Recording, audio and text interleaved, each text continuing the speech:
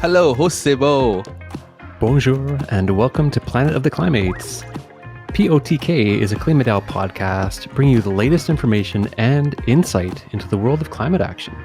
Klima is a blockchain protocol backed by carbon credits that gives people a chance to fight climate change as a collective and get rewarded for doing so.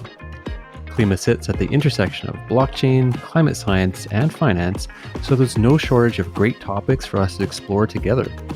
My name's Phaedrus, and I'll be your host on this adventure. I'm joined by my good friend and co-host Diamond Hands as we connect you with the biggest and brightest names currently exploring this space. I'm flying solo behind the mic today, but I'm really excited to bring you this conversation with Daniel Hwang. He leads special projects at F2Pool, one of the world's largest Bitcoin mining pools, and is the head of protocols at Stakefish, a leading proof of stake validator. It's going to be a great chat, so let's just jump right into it.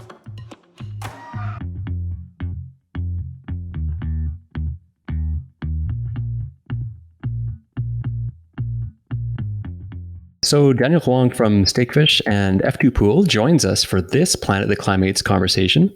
These two platforms are hard at work across the Ethereum, Bitcoin, crypto ecosystems. They're also two of our latest Klima Infinity partners. We're definitely going to take some time to dive into what these projects and what this partnership is all about.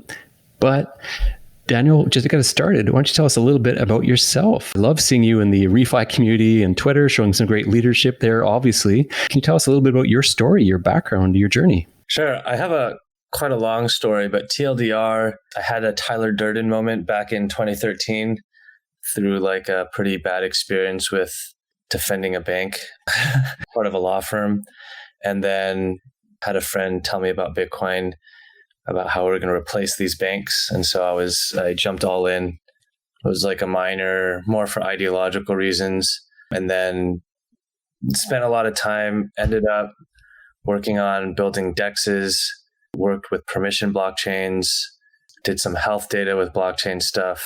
I went to grad school and studied distributed systems, and then also had a lot of focus on cryptography there. Did some stuff at a layer one, and then now joined Stakefish and F2Pool. And large part of my reason for joining a validator like Stakefish had been the opportunity to kind of help guide some of the ecosystems from a governance perspective. And so really happy with what we're able to do from that platform.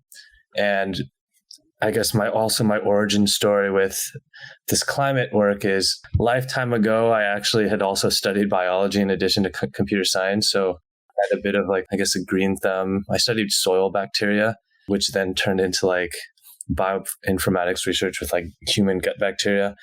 Early last year, we were getting a lot of, heat, especially on the proof of work side with F2Pool, with all this attention from NFTs and a lot of artists who are pretty conscious about some of their impact on society and also the environment. And so we got a lot of heat and kind of criticism because at the time, F2Pool was the world's largest Bitcoin mining pool. And even though we as a mining pool we literally do not have these mining devices, mining farms that contribute their hash power to our servers. So we aggregate that. We were, obviously a really big target and scapegoat because people can't find all these anonymous mining farms to blame. So I think we were one of the first mining pools and miners in the POW space kind of buck up and take it on the chin and acknowledge a lot of the impact that the cryptocurrency industry is having on the environment, even though there are a lot of great arguments, both from a perspective of the value that crypto is providing to the world, and maybe this is a necessary cost, and also how maybe unfairly characterized crypto has been relative to other industries that do a lot more polluting and carbon emitting than we are. But, whether we like it or not, the type of public opinion and sort of the narratives that have been spun by media and a lot of, let's say, crypto critics exists. And so we might as well try to figure out how to acknowledge it. And so that's when I actually had been talking to Vice news reporter who connected me to Regen. It's a Cosmos-based blockchain that focuses a lot on climate solutions, who had also been maintaining the Cosmos SDK itself for quite some time. we got connected. And I was trying to basically figure out, okay, what can we do to address some of these issues? We came up with a plan with Regen to pitch the rest of the F2Pool leadership. We can help obviously source renewable energy for our mining farms, and we have been doing that. But then most likely not every single mining farm is going to switch to renewable energy, because at the end of the day, it's profit maximization that these mining farms want. And you can have 0.1 cent kilowatt hour versus coal energy versus like 6 cents per kilowatt hour using hydro. And so we're like, okay, so not all are going to switch to renewables. Then what can we do with the rest? And then maybe we can offset the rest. And maybe a bit naively, we saw this as some sort of altruistic vision where people may want to support the climate by, spending extra cash without expecting anything back. And so we pitched that. We're like, let's buy carbon credits. F2Pool leadership was no. And so we got rejected in the front door, but we got it passed through the side door because I had a buddy of mine who was at the time the number one grossing super rare artist. We had him create a NFT art that was celebrating F2Pool's 8th anniversary and made it green. And we auctioned that off for $400,000 and then used that money to buy carbon credits, and this is before carbon credits were widely available through tokenized form. And so we had actually went to like the Verra registry and purchased carbon credits with the help of Regen. That was from like a Kenyan originator, and then Creole, which is another carbon credit project that allowed us to purchase some from Brazil. And so we bought those carbon credits and we retired them. And then I was realizing, yes, right, it didn't make a lot of sense for this type of altruism to be this sort of long-running and, let's say, reliable or consistent form of offsetting that these companies like ourselves can do. We needed to figure out a way of not having to rely on altruism, but instead incentivizing the type of behavior that would allow this industry to do something about its climate action. And so we essentially started a working group together, at least from the blockchain infrastructure service provider level, that both encompassed POW mining and then also the POS validator. So at the time, this was before the Klima DAO and Toucan launch, maybe a handful of climate crypto operators. And so I think there was fewer than 10 people and projects. And so I just gathered a bunch of them and we started meeting weekly and figuring out and brainstorming and discussing the types of ways that we can work together. And so this included both measurement and how we can do that as infrastructure service providers. That also included incentivized behavior for offsetting. And so we had started jamming on like these white papers that included both economic and more high level understandings of what types of behaviors can be incentivized and what those behaviors can be, which include switching to renewable energy sources for mining pools and mining farms, and then also carbon credit offsetting. And then, right, the Klima DAO and the Can launch, and then got like people like Adam Newman and Mark Cuban starting to like talk about this on the news. We have a lot of these awesome projects that we're seeing today. But that was like the beginnings.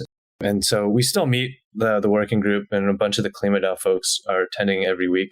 And I think it's now we're beginning to see more of like the Web 2 side be open to communicating with us. And so a lot of the Web 2 folks in the climate space have been attending as well. I think you guys are pretty well aware, like we are organizing a climate conference later to bring both Web 2 and Web 3 climate projects. But that's the start of my story, and then also the start of like the climate story that I got involved in. Well, that's brilliant. And definitely I can appreciate, you want to go into the details there because there's just so much to unpack around your background, your history with cryptocurrency, kind of being there right from the very beginning. And it sounds like a little bit of a dramatic shift, I guess, away from TradFi to hopping into the crypto ecosystem pretty quickly there. Yeah, I was very extreme back then. You just woke up one day and said, that's it. It's a fun story. I was working at this law firm, and I don't know if maybe I'm aging myself here, but like back in 2012, there was a congressional hearing for HSBC.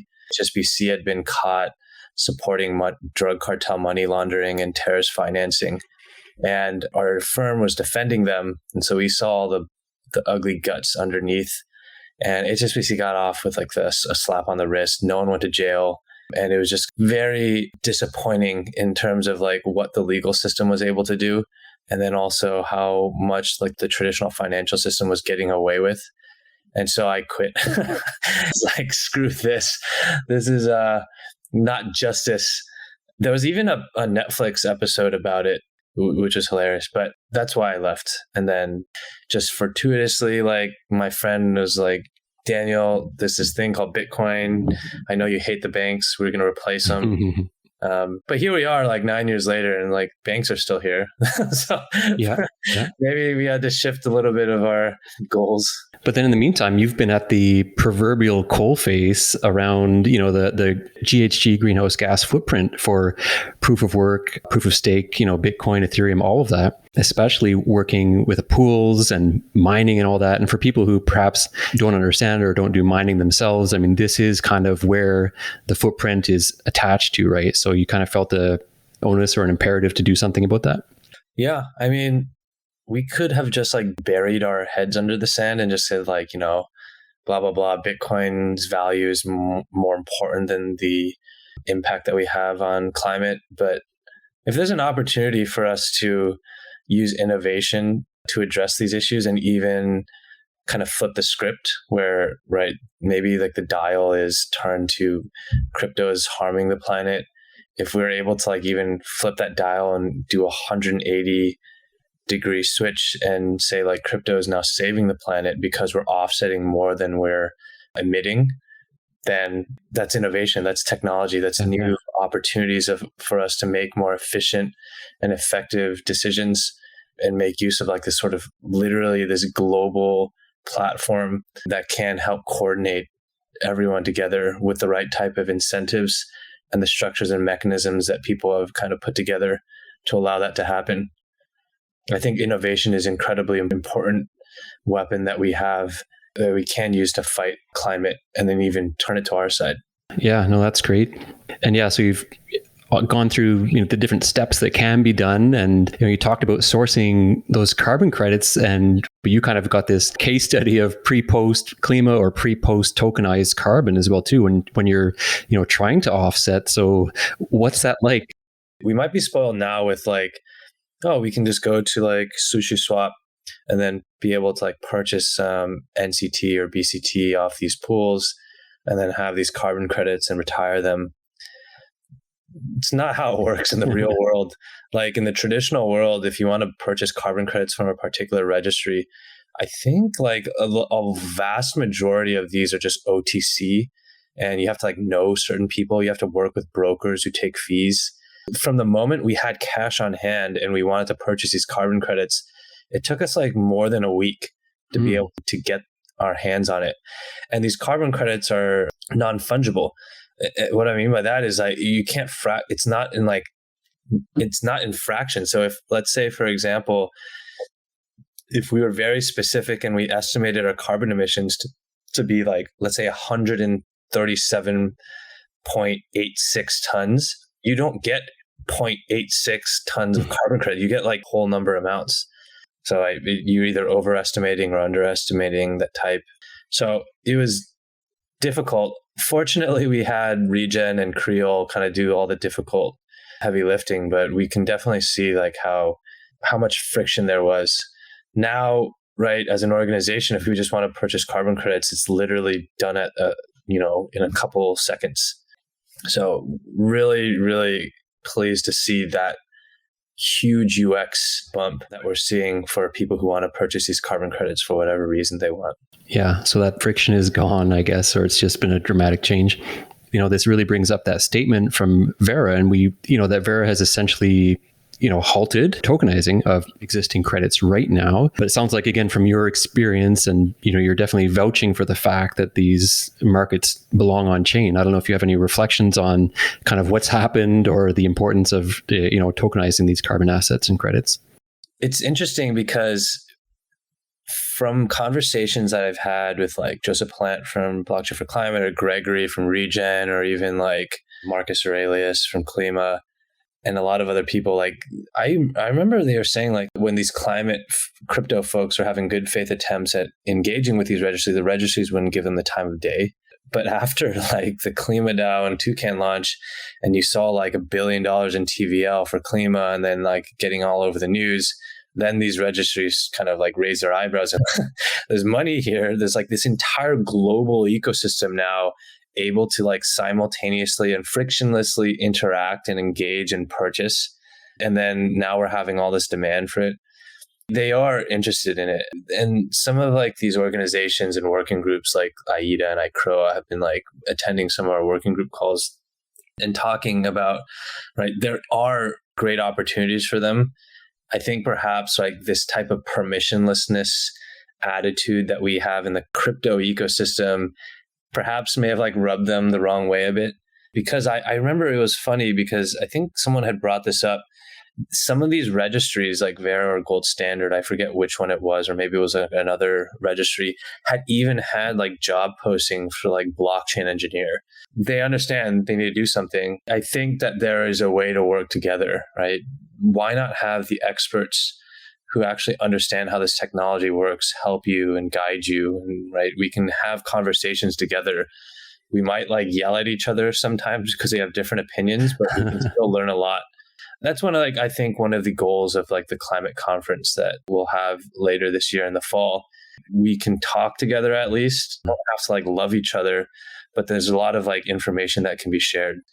There's merit and there's value in the ability to have some of this technology support the overall goal, because at the end of the day, whether you're tokenized or not, like the goals for both of us on the Web2 and Web3 side are to make sure that there's enough money flowing to these carbon projects that can offset and sequester more carbon dioxide than we put out as humans, right? And it's not just like carbon offsetting. Let's say, for example, in the traditional world, you purchase a carbon credit and then you offset it as an organization. And then you can say like, I have this receipt and we're good, right? Especially for these like direct-to-consumer companies like Microsoft, who, right, they need to say, we're carbon negative, we've made this claim for our ESG criteria goals, great. And then the goal of having a carbon credit purchase for a certain amount of money then eventually trickles down into the people who actually sold the carbon credit and then can put more money into like planting more trees or whatnot. You can put that cycle and money that goes into these, eventually comes into these projects through like a more incentivized flywheel, where on the crypto side, you have like this immediate and native composability and interoperability with a lot of these things. So, right, once you have a tokenized carbon credit, you can fractionalize it. You can attach it to an asset. You can turn it into an NFT. You can attach it to like a wrapped Bitcoin to create green Bitcoin. You can put it into a vault. You can have like a derivative asset that represents like management of that vault, like Klima tokens or like P-Klima or State Klima, that can passively kind of generate more Klima that allows people to like determine what types of assets go in, like how much gets retired, how redemptions work. All of that is like this use case and utility that brings much more demand and interest in using integrations for that, which ultimately wants, right, this cycle to add more carbon credits to be brought on. If the rest of the entire world, not just like in the United States, is participating and demanding more carbon credits to be tokenized, that eventually means more money for these carbon projects and these registries to go through. I was mentioning before, there's so much potential for the type of innovation that we have with crypto that allows like collaboration, communication, efficient use, and more, like a little bit better UX, I think it's positive sum. Like you can do so much more than what we were able to do before in just the traditional world when none of this was tokenized. Yeah, and I really appreciate that, collaborative view that you're taking there too. That's not like us against the registries or us against, the off-chain markets either, that it can be win-win, and we're bringing a lot to the table there too. I know there's been a lot of like spiciness between like people, the crypto people and the registries, and even like the climate projects versus other climate projects. But like the registries have existed for particular reasons, because like the type of methodologies that they use to make sure that certain carbon projects are legit and they're not like scams. Like, hey, we have this rainforest. measure it, look at how much carbon we sequestered, and then we bulldoze it the next day, like to make wood and sell it. Like there's reasons why those methodologies are sound. I'm not as familiar with like the history of these registries, and I know like the carbon markets themselves in the traditional world have had its fair share of like double counting issues, and like there may be like oracle problems if you're trying to like bring real world data into like this blockchain. But right, it's pretty necessary because there's been years and years of like robust methodology development for that. And we can't just like say, hey, we're going to package seaweed into a cube and then turn it into a carbon credit. Like there needs to be like good in-depth research and mature research into that for what we determine is a carbon credit. Yeah, excellent. So yeah, really enjoying this chat around that. You talked about your journey and joining F2Pool and Stakefish, and maybe we want to bring things back to that and why we're chatting here today. Like both F2Pool and Stakefish are getting on board with Klima Infinity now, right? Yeah. So on the F2Pool side, and part of why I think it didn't make sense for us to continue just buying carbon credits to offset is that when you kind of break it down, like who are our clients on the F2Pool side? Our clients on the F2Pool side as a proof of work miner are mining farms. Do the mining farms care if the mining pool that they're contributing hash rate to is green? Maybe some might, and maybe some might like have like ethical business practices where they're like, hey, we should like do what's right. That's not like a metric by which they judge us by, right? They want to maximize returns for their companies. So it doesn't really make sense in the same way that Microsoft purchases carbon credits to offset, right? Because consumers will be picky about that when they're purchasing like a computer or something, perhaps. So from the F2Pool side, right, our clients maybe don't care as much. Maybe some do, but there's not really like this, incentive where we're not going to get more mining farms contributing their hash power to us. From the POS side, as a validator, there's a lot more of that direct-to-consumer communication where, right, you have individual token holders who have a certain asset like Ethereum or like a Cosmos Atom or Solana Sol or Polkadot Dot or a Tezos Tezzy.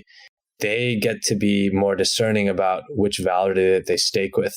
Obviously, you have to have the default, your infrastructure you're not getting slashed and it has high uptime. But then there's also this complement to the infrastructure management that validators have, like is governance, and then the ability that they are able to lead these ecosystems in a way, because right, these foundations that create these chains are meant to dissolve and be completely decentralized, and it's the validators that are maintaining the infrastructure that are going to inherit these chains completely.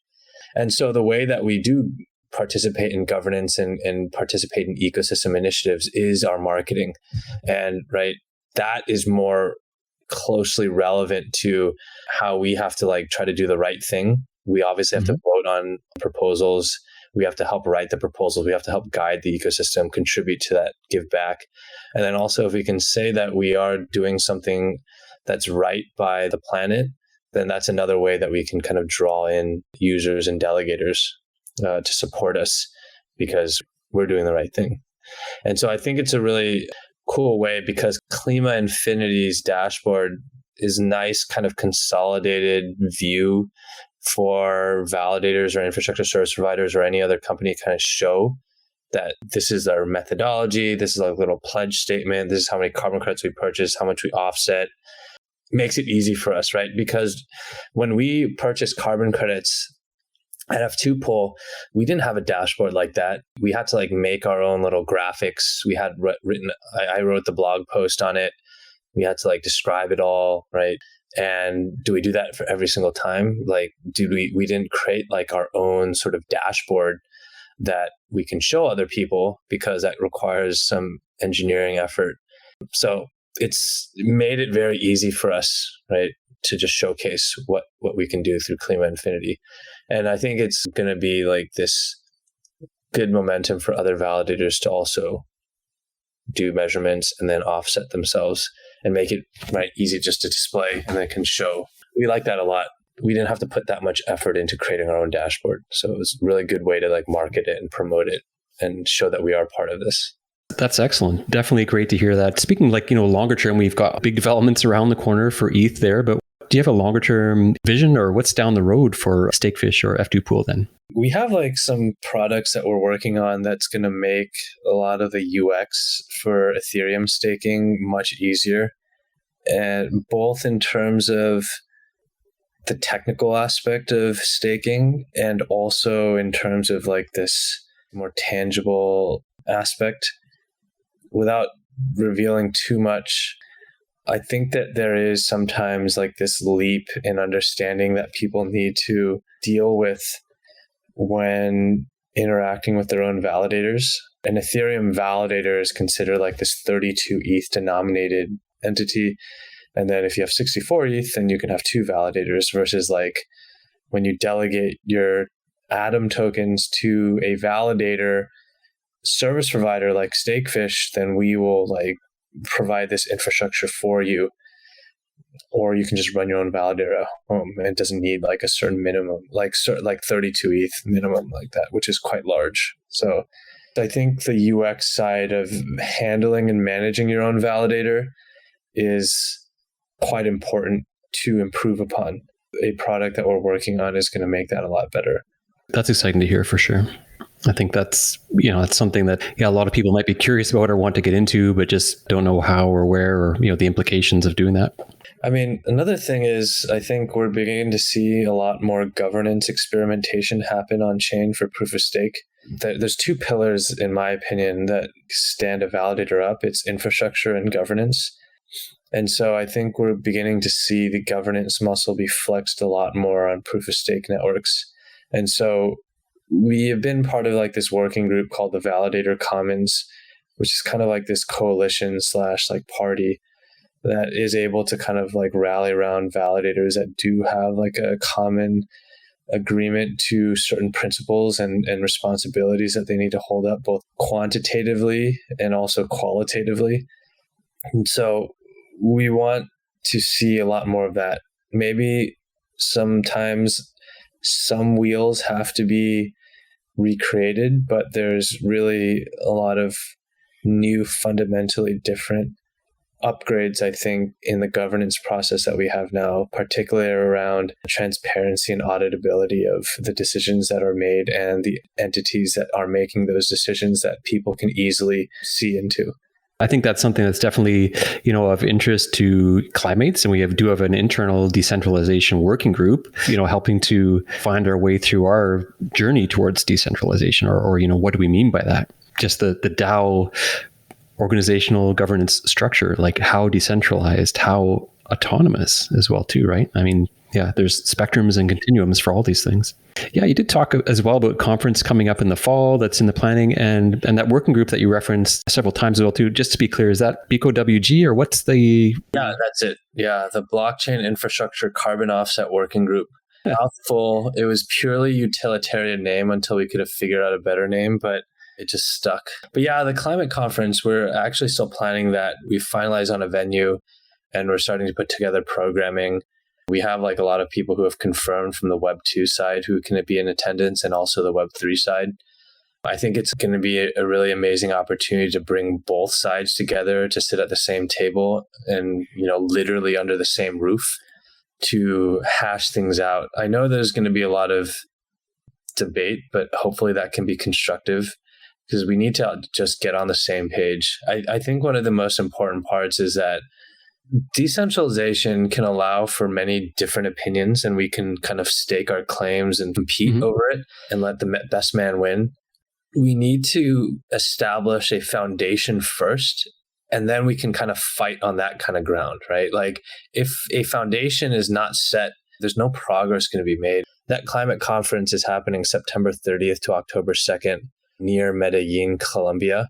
And I think more details are going to be starting to circulate to a lot of the climate operators, like Klima obviously included. And so it's going to be this invite only. There's only a certain number of rooms available, but I think it's going to be a good opportunity to have high signal, low noise, have operators only at the table, and then good discussions, organic discussions, guided discussions can happen, workshops.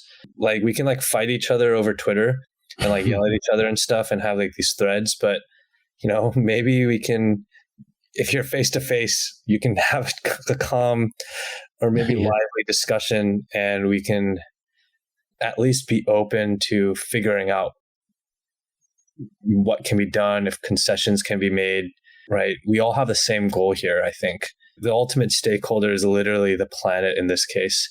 And so we got to figure out some way to work together.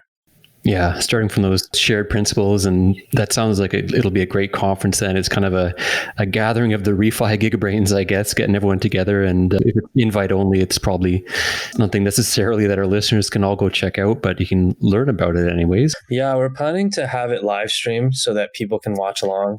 But sometimes, right, you can have like these manufactured working group calls where like, okay, we're going to set aside 1 hour each week and we're going to talk. Sometimes ideas can happen like over like you talking to someone at the kitchen or something, right? It's like the water cooler type talks that I think are going to be pretty helpful for this sort of organic ideas to spawn and people to actually, see someone face to face and like be like, okay, I have to respect you now. We're not just on the internet yelling at each other, right? You're a human, I'm a human. Like, let's hash things out. Let's remind ourselves like, well, what we're all doing this for at the end of the day. That's great. No, that sounds awesome.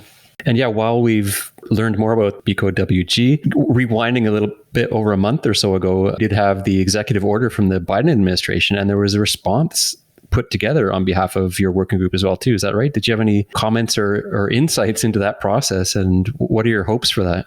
Yeah, it was more to show like a solidarity that the Web3 world had together to kind of sign off on and contribute some of the recommendations that we had submitted to the White House.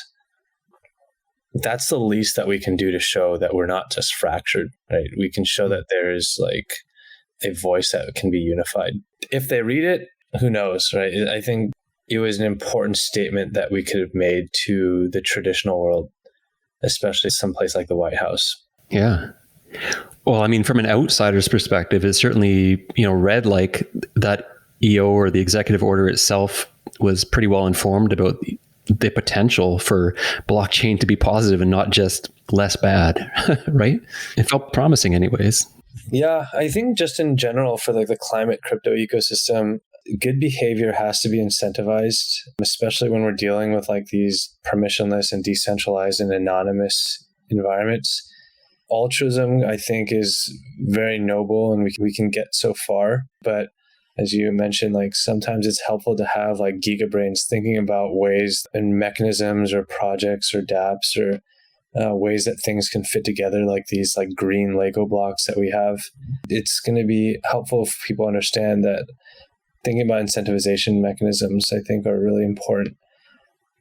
We have a lot of Lego pieces, right? These DeFi Lego blocks that exist, the ReFi ones, the green Lego blocks that exist as well. How we put those together. There's a lot of smart people out there that can figure out how to use the existing pieces and put them together into something meaningful that would make sense for the success of the climate crypto ecosystem. Yeah. Well, yeah, definitely count you high amongst those smart people working on it. So really an honor to have you for this conversation today. And thanks definitely so much for your time there. Yeah, it was nice to meet you. Maybe you'll come to Colombia for the climate conference. That would be incredible. Yeah, I've never been to South America or Central America at all. So yeah, that would be really cool. Thanks for your time there, Dan. Take care. Likewise. Cheers. Bye-bye.